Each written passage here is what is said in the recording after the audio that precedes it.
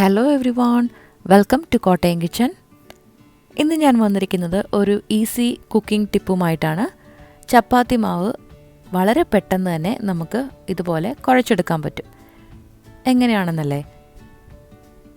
വലിയ ടൂൾസും മെഷീൻസും ഒന്നും വേണ്ട. നമ്മുടെ എല്ലാ വീടുകളിലുമുള്ള നമ്മുടെ സാധാരണ മിക്സി, ഏത് ടൈപ്പ് മിക്സി ആണെങ്കിലും നമുക്കിത് ചെയ്തെടുക്കാൻ പറ്റും.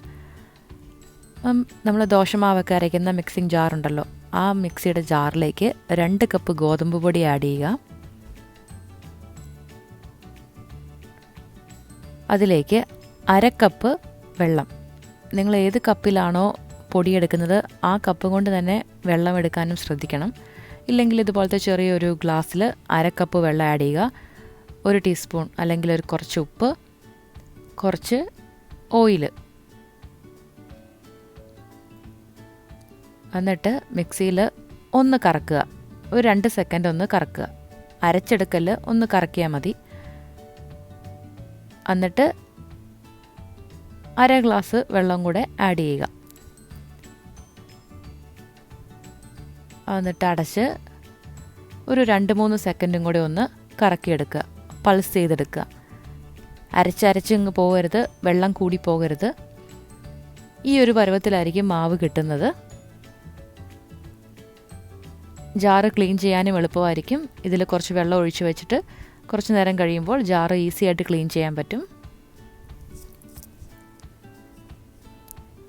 ഇനി നമ്മൾ ആ കുഴച്ചെടുത്ത മാവ് വേറൊരു ബൗളിലോട്ട് മാറ്റിയിട്ട് ഇതുപോലെ നന്നായിട്ട് ഒന്നും കൂടെ ഒരു 2-3 മിനിറ്റ് ഒന്ന് കുഴയ്ക്കുക. നമ്മൾ ഓൾറെഡി കുഴച്ചെടുത്തുകൊണ്ട് നമുക്ക് ഈസി ആയിട്ട് നന്നായിട്ട് മാവ് കുഴച്ചെടുക്കാൻ പറ്റും. കൈയൊന്നും വേദനിക്കില്ല. നല്ല സോഫ്റ്റായിട്ടായിരിക്കും മാവ് ഇരിക്കുന്നത്.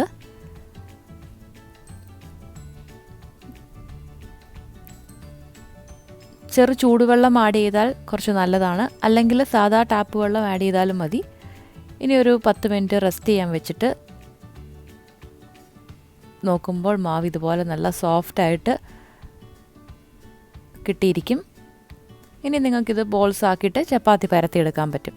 അപ്പം മാക്സിമം നമുക്ക് നമ്മുടെ മിക്സിയുടെ ജാറിൽ 2 കപ്പ് അല്ലെങ്കിൽ 3 കപ്പ്. 3 കപ്പ് ഇട്ടാൽ ചിലപ്പം മിക്സിയുടെ ആ ബ്ലേഡൊക്കെ കേടായി പോകാൻ ചാൻസ് ഉണ്ട്. അതുകൊണ്ട് 2 കപ്പ് ഇടുക. ഇതുപോലെ ബോൾസ് ഉണ്ടാക്കുക.